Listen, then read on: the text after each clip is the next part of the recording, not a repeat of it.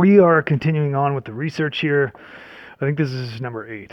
So to review what's happened so far, last test we got the Catchmaster formulation from Pyrodemon worked great. It's good to go. So honestly, looking at all these, I mean, Pyrodemon's comp itself only uses mineral oil in lieu of plasticizer or processing oil. He's just using mineral oil, which is way more accessible than DOA. DOA can be found, but it's less accessible. So you can definitely get away with a Catchmaster comp with only mineral oil. And the exact proportions just have to be worked out. So we'll do that towards the conclusion. I'll round back to Catchmaster again, and we'll tweak out the exact mineral oil ratios.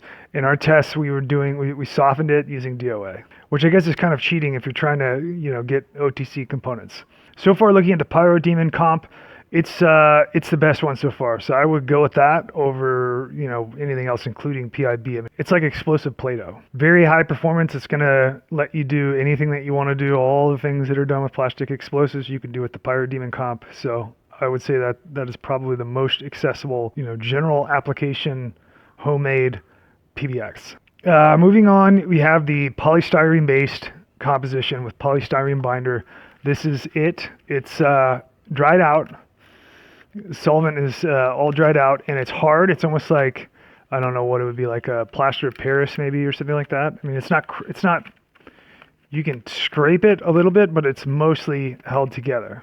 So this is definitely good to go in terms of packing ammunition. The only issue with this is that the solvent used, toluene, it takes too long to evaporate. So this took days to evaporate inside of a shell. I mean, if you have this wrapped in like a mesh form, that allowed air to get in there and drive off some of that solvent, that would really assist. But I think it's really probably a case of requiring a more volatile solvent. So being as if, polystyrene base, obviously, polystyrene breaks down really quickly in acetone. Acetone is probably the most logical choice to try next. Obviously, the issue with acetone is that you're definitely going to get PETN or RDX are going to go into solvation with the acetone. Those dissolve very well in acetone. So you'll be dealing with that issue, but in terms of having something that will dry quickly and is composed of readily accessible materials, that would be polystyrene with acetone. So we are using DOA, and that's because this is spec'd off of the PBX 9007. So to make it more OTC, I guess we should move to an over-the-counter oil and attempt that. So I guess the next test on polystyrene validation will be to move on to acetone and mineral oil. On the present polystyrene comp, we will blast that today and then compare its effect at a 90% fill ratio to the previous Catchmaster test, which would have been a 79% filler ratio. We'll see if there's any noticeable difference. Traditional PIB system. So the traditional system that we've tried is 2.1%. It worked great with a larger crystal morphology of granular sugar. When we went into powdered material, it didn't work that great. When we tried to do we were ready for an actual explosive filler. We used PETN. It was powder. And it just wouldn't consolidate at those ratios that worked so well with granular sugar. So there's different ways around that. We could recrystallize some PETN and get a denser crystal, and that's always an option. But it'd be nice to use powdered PETN just for the ease of production. So the first thing that we'll do is just up the binder because it's so modest. We're only at 2.1% binder with PIB, so it's very little binder. We can take that up a whole point from 2.1 to 3.1. And just sacrifice 1% of the filler. It's a 91% RDX load normally. So if we pull that down to 90% PETN fill and then put our binder content up to 3.1%, we're going to get an extra third binder. And I would assume it's probably going to consolidate a lot better. So we'll try that and see what happens. Then lastly, we've got the EVA. So EVA, it was kind of walked away from for the moment. We did some other tests, so it's time to return to that before we go on to other potential binder systems. So EVA was last tested at a 12% binder content, which was close but no cigar. So I'd prefer to use a bracketing method here to figure out what's too much. So I think we'll just step up to 20% binder.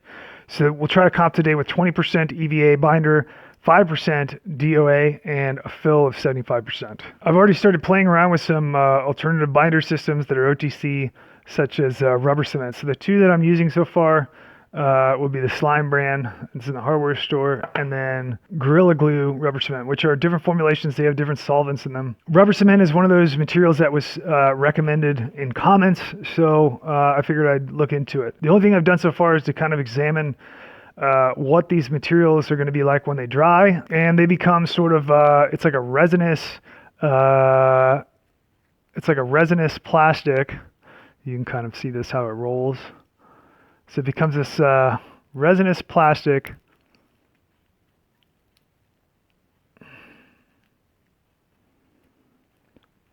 which is a pretty strong polymer, but it might work well. So we'll try that. So far, I've been trying to kind of figure out what the best way to divvy this out is for proportions. I think the best way is to dry it out and then scrape it up and then redissolve it. That way we get an actual measurement on the proportion.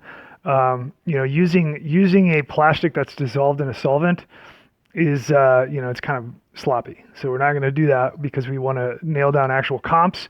And the quantities that we're using here are so small that we could get a lot of margin of error in terms of measurement with the pre-existing solvent in there. We don't want to do that. We want a universal spec that can just be spec'd out and then anybody can recreate it. So I guess we'll dry out some of this rubber cement and see if it can be redissolved in solvent and see if that works. I don't really know. I don't know how, in terms of the curing, it should be natural rubber, I believe. But I don't really know how it behaves, so we're just figuring out. If we can't redissolve it, it's really going to make it a less attractive option. But full stop, if you want an easy PBX, it's Catchmaster. Buy yourself a can Catchmaster. The price that you're paying for the amount of plastic is like minuscule compared to any of these. Most of these they're fairly expensive for how much material you're getting. You buy a can of Catchmaster, it's going to last you a long time. And just to mention, just because it's kind of strange, I didn't expect kind of an unexpected interest here. So when, I've had a couple of instances of dissolving these Dixie cups, where the solvent will dissolve it and it melts the plastic. And, I'll scrape it up, but this is actually a very strong and pretty flexible plastic. So I'm not even sure what a Dixie cup is. I'd have to look up the type of plastic. But this would be an interesting material. So I guess I'll hunt down what this material is, and we might try a comp with that at the very end. Okay, so first up, we've got the PIB mix. This is based off a 3.1% PIB binder. Also got 1.6% oil and 5.3% DOA in here. And I topped it all off with 20 milliliters of toluene. And now we're going to start dissolving this PIB.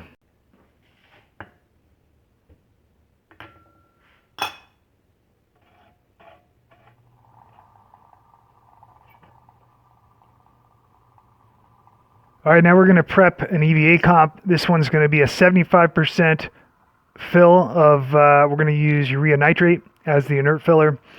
EVA is going to be 20% binder, and then DOA is going to be 5%. I've got some new glue sticks that are from an industrial pack from Home Depot. Hot glue sticks typically have a range of vinyl acetate content, so I wanted to try something else and just see if there's a difference, but we're also going to up the binder content to bracket hopefully what is too much. The idea here is that we're going to make a comp that's going to be obviously too much EVA, and then we can pull it back. So before we did 12%, that was too little. Now we're going to go up to 20%. I've got a new way of cutting this stuff up, so I'm going to measure it out. I need for this comp is spec'd at 5.3 grams. So I'm going to use a pencil sharpener and see if this works. And it does. So it's stripping it into thin kind of strips here. All right, the pencil sharpener method works really well for getting a precise and thin cut of EVA glue. Okay, I'm adding the DOA now. This DOA is at a 5% load on the comp. Now we're going to put some solvent on this and then heat it up and stir it, get it dissolved. I'm just going with 20 milliliters of toluene, maybe a little bit more. Let's do 30. Hopefully it'll break down this EVA pretty quickly.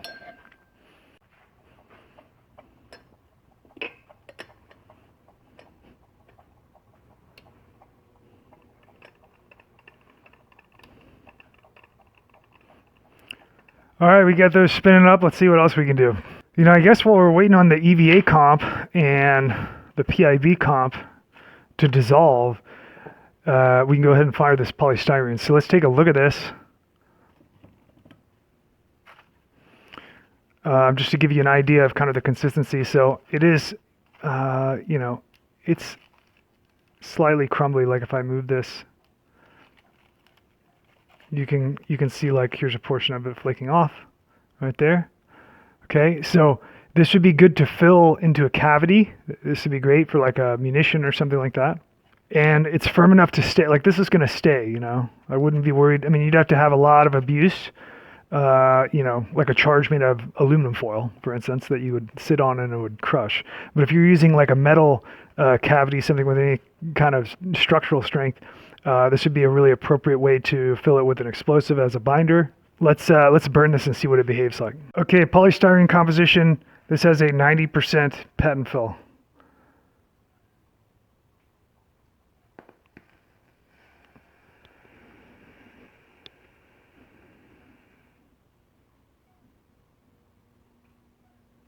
Tons of residue, liquid massive residue left. Burned for a long time.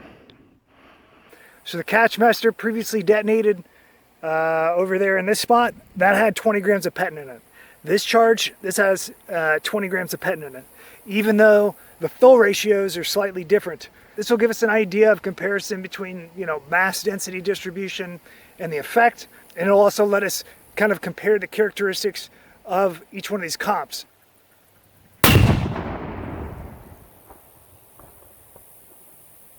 Okay, some very interesting differences. We have more yield in the top, but we do not have a penetration in the bottom. So it didn't even go through, whereas this one went through, projected into the ground. This one didn't go through. Even though it has slightly higher petin fill content. Probably can't even see that because of the shadow. I mean, it made a hole, it's just not all the way through, so you can't really see it. Okay, EVA has dissolved well. The PIB is still going. This is kind of the normal case of how it always goes. But the PIB is dissolving in the toluene, so we'll let that keep cooking there. And we'll go ahead and do our fill on the EVA. So the EVA fill is going to be, it's going to be 20 grams of urea nitrate filler. Okay, and then this time we're just going to pour everything in. We're going to pour everything in and stir it by hand.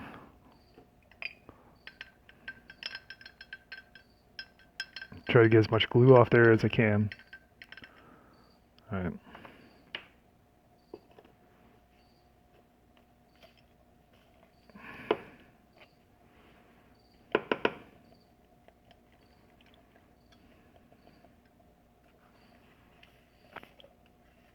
All in. We might actually be able to continue stirring this. We've got enough solvent. Let's see if we can keep going with this magnetic stir. So we're just gonna dump this out. It's got some chunks in there of urea nitrate that aren't dissolved. We'll just mix those up by hand later. Pour this out and let it dry.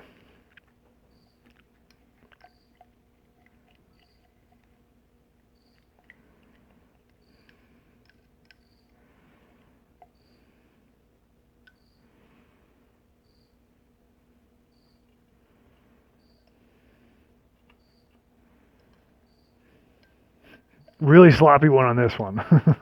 I guess I need to crush up the urea nitrate. It'll be fine. We're just going to have this in the pan. It's going to dissolve, and then we'll collect it all together. Should be able to. I mean, that would be the idea. So maybe a little bit too much toluene on there too. What do we do? Okay, yeah, I put 30 milliliters of toluene in there. That was a little bit too much for a 20 gram fill.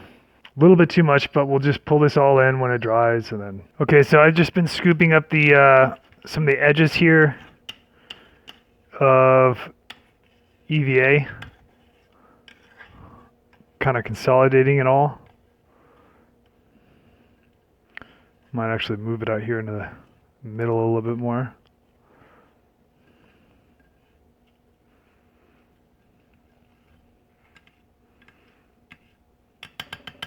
I just really don't want to give up on EVA. If EVA worked, if there was something usable, even if it's a low fill, it'd be pretty cool.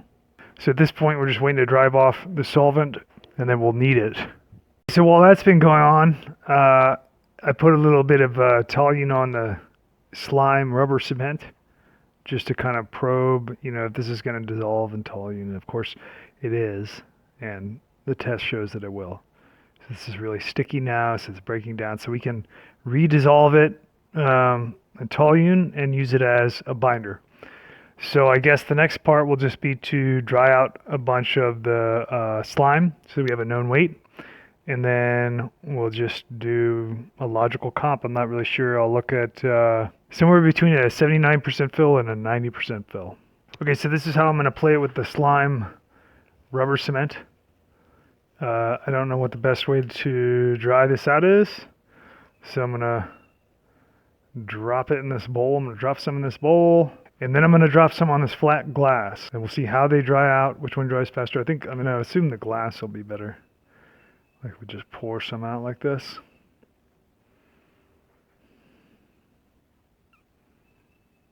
Yeah, glass is going to be superior.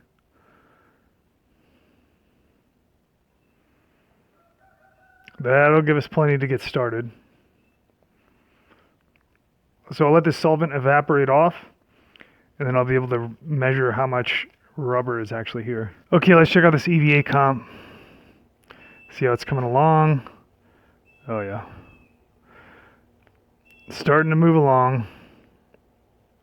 It's still pretty wet, but it seems like there could be something there. It's weird. Different than the other ones. It's a lot different than the other polymers. Very wax-like. We are all dissolved on the PIB, so we're going to go ahead and fill this. We're going to charge it with Petin. We're doing a 20-gram charge.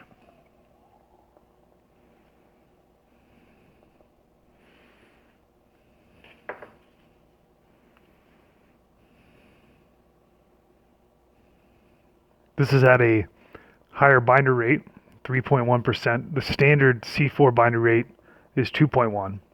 We took it up 1 point, and we reduced the amount of filler by 1 percentage point. And the reason why is because Petin is likely so low density, especially in this morphology, the powder morphology, that you would normally get when you recrystallize it from acetone, or don't use any kind of slowed precipitation method, just standard recrystallization. You're going to get a low density powder like this. So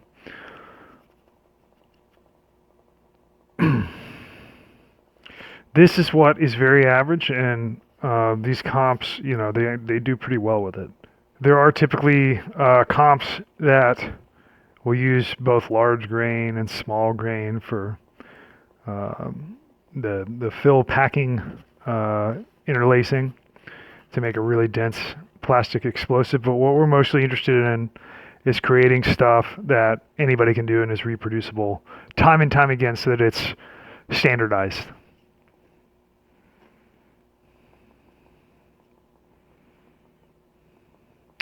And all this Petin is going in really easily because we've got 40. So this has 40 milliliters of toluene solvent that broke down this PIB.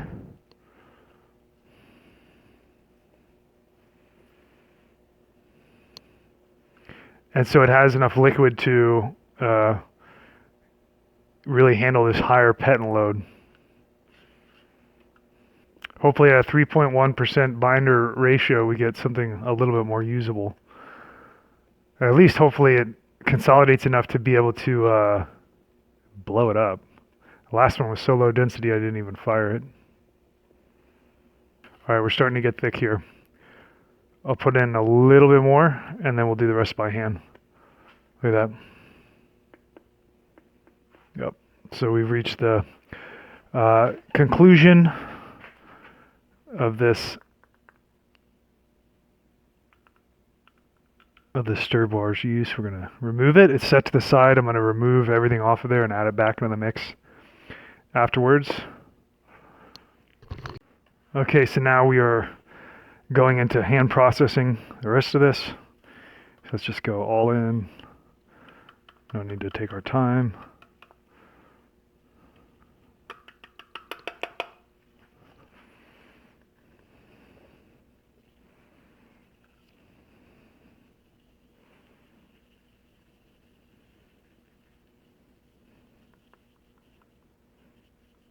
The PIB typically does a really good job of consolidating the material, even if it doesn't hold together well like the last attempt. Kind of failed miserably, but in terms of drying it and getting out of the bowl, it peels out of the bowl really easily, it cleans up easily. It's pretty nice. It has nice properties. PIB. It's pleasant to work with. The heptane, of course, is pretty pleasant because it evaporates so quickly, but I just didn't like it as much as using toluene. Toluene is much, the speeds at which it dissolves PIB, they're really not that much different. I mean, you have maybe like a 10% margin of increased speed with heptane. Whereas toluene, you can run it at a higher temperature longer, a little bit longer, and you'll get the same results. So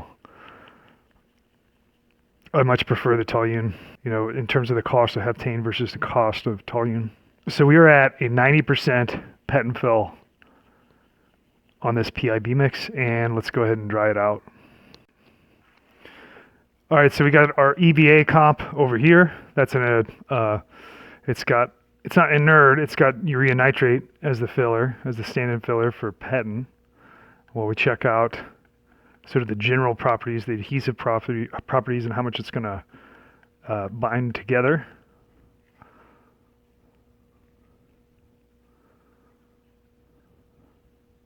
Can you even see that? Hopefully my arm's not in the way. It's kind of hard to do this for the camera sometimes because I don't really have a good place to stand to pour this out.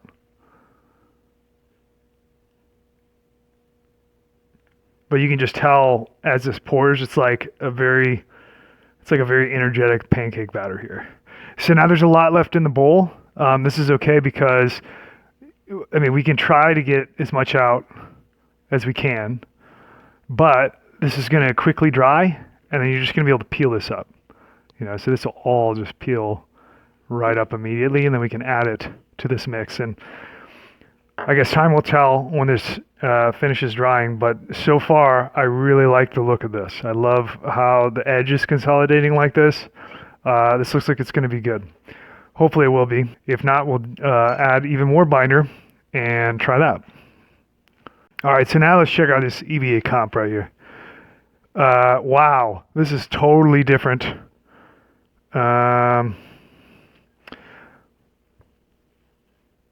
Very interesting. So this is, it doesn't hold together well.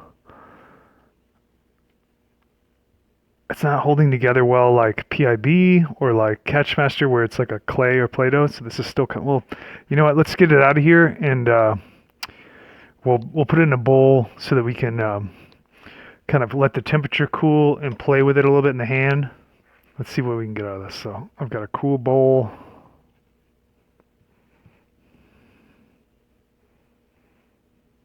A lot of times when you get this stuff off the plate and it cools to room temperature, this plate is pretty warm. Driving off most of this solvent. Most of it's driven off.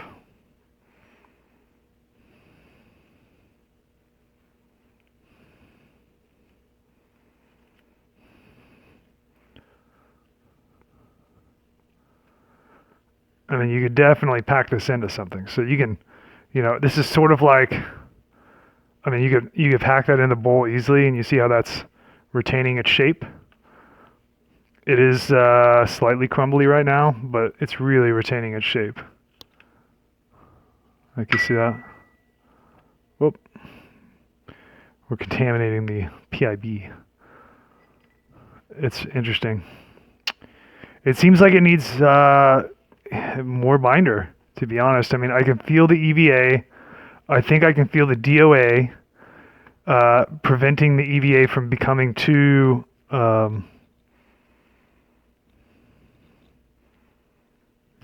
EVA like a glue stick. It doesn't feel like that, but it's got kind of a sponginess to it.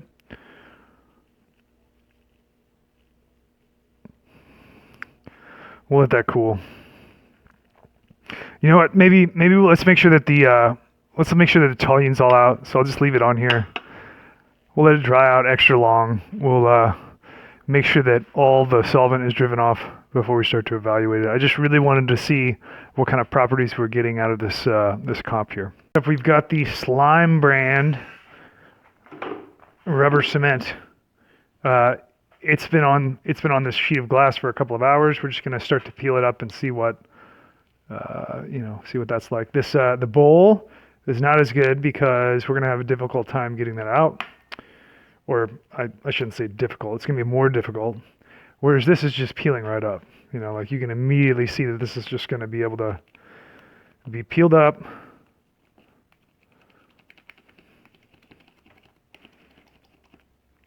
No issues. Still drying a little bit. We've got some wet residue there.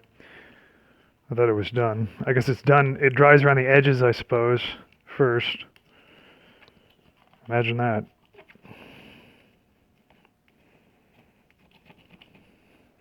Yeah, so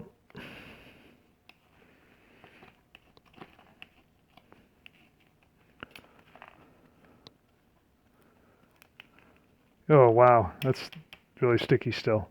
Okay, well let's let this go overnight, and let's let the EVA comp go overnight. We'll let the PIB dry out, and then we'll check them out in the morning. Guten Morgen. Let's see what we got here. We got an EVA. EVA is less exciting than PIB. Just because EVA always disappoints. EVA always disappoints.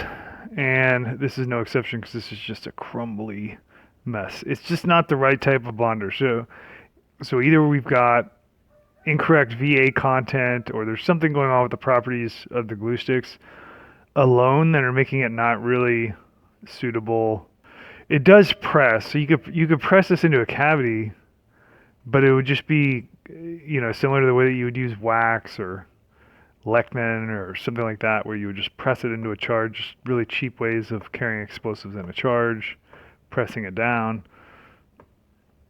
But there's just no way that this is going to be, you're not going to be able to handle this outside of some type of geometric shape that has, structural rigidity. It's not going to work. Okay. So I guess the next step, we'll do one final one on EVA, and maybe we'll do like a mixture between this and do a mixture between that and polystyrene, because the polystyrene really holds together. So maybe if we had a mix of EVA and polystyrene, maybe it would make something soft that you could use in the hand. Okay, so we had the PIB trying to get a close emulation of C4. And it worked great with sugar, but it didn't work great with low density petin. And we revisited it. We upped the, I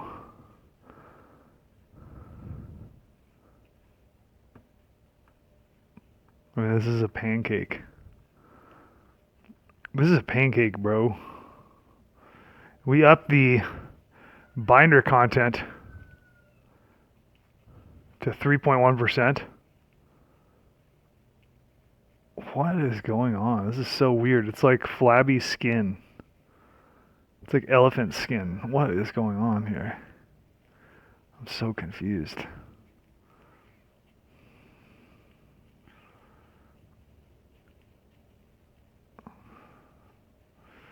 Let's knead it for a couple minutes and see what happens. Last time it looked really similar to this when I took it off.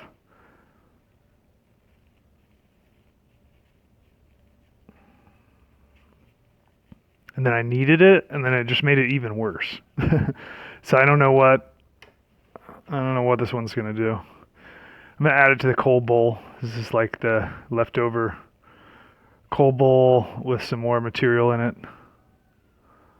Lots of material, actually.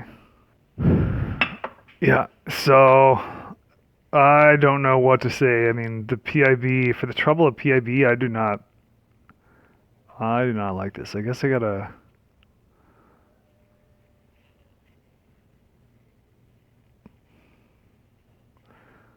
I don't know what the next step is. Go to a larger crystal.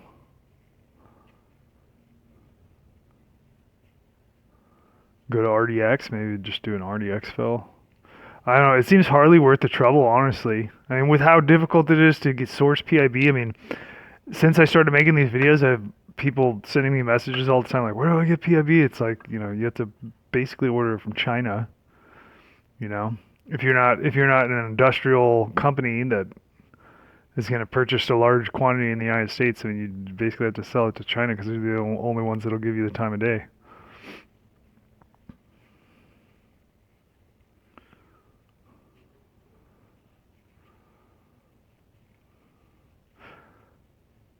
But this seems, and this is not, we are not emulating C4 successfully here. We are emulating like biscuits. This is a nice biscuit. This is a nice biscuit charge right here. I guess, okay, so we'll blow this up. We can destroy it. We'll be able to destroy this. It's just kind of disappointing. I don't know what's up with that. The only difference that I can think of is the crystal size. It's the only thing I can imagine. All right. Okay, so the PBX, after being cooled for a while, the PIB-based PBX is, I mean, it's just stringy and crumbly. It doesn't hold together very well. And I guess there's not much. I mean, we can blow this up. We could try to recover it with adding DOA, and I think that's probably the most logical thing to do, is to knead it for a while and try to recover it with some DOA. 1, 2, 3, 4, 5, 6, 7, 8, 9, 10, 11. So we'll try that. We'll knead it in for a little bit.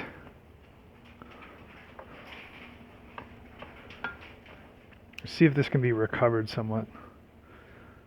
The DOA made a big difference on the rat glue comp. You just can't get it to stick together. So we'll try a little bit more DOA, and then we'll call it good for this test. And we'll say we need to go up in binder content even more. 1, 2, 3, 4, 5, 6, 7, 8, 9, 10, 11, 12, 13. Try that.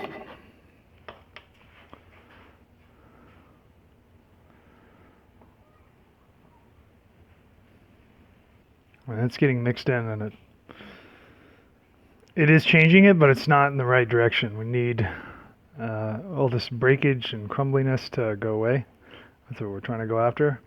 We're not really getting that. It's just changing the character of, I guess, how the PIB yields when you put pressure on it, how it folds in on itself.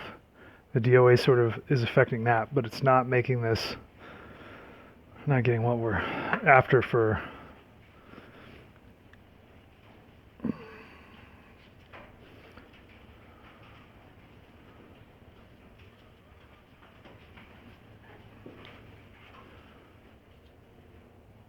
it's too crumbly. All right, so I'm going to try to consolidate this into as much of a ball as I can, and we're going to detonate it, and then we'll have to do another PIB test with a higher binder content. Okay, so we are going to be detonating this PIB, kind of a failed charge. It's really crumbly, so I don't want to handle it too much. I've got it sort of pressed into a ball here, and it's about as dense as I can make it. So we're going to try not to mess with it too much. We're going to put it in place on this boat trailer. We got the original Catchmaster. We've got the PBX 9007 analog, and now we're going to do the C4 analog with patent at a 3.1% binder ratio. Okay, so I had to tape that down just to hold it in place so that it doesn't fall off, and we're going to go ahead and blast it.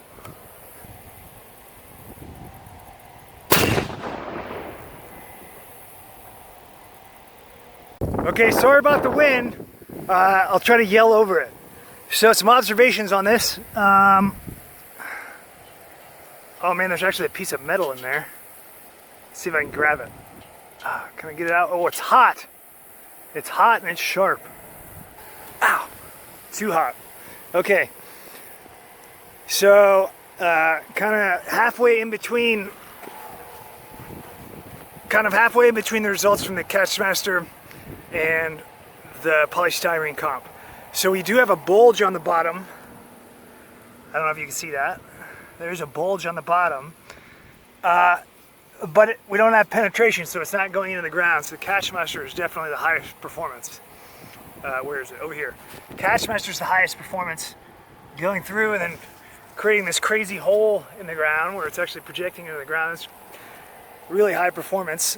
This one has the most yielding, so it's probably difficult to see, but I can tell from my vantage point, I can easily see that the most heaving is on this charge.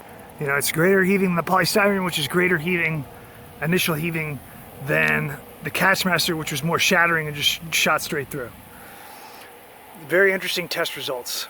The Catchmaster definitely deserves some more examination. So I'm looking forward to, selecting the best candidates, which right now are Catchmaster for sure, to, just kind of probe EBXs and aluminized PBXs.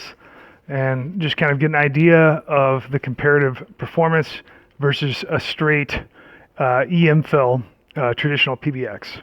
So far, PIB comp are proving elusive, and the EVA comp is proving even more elusive.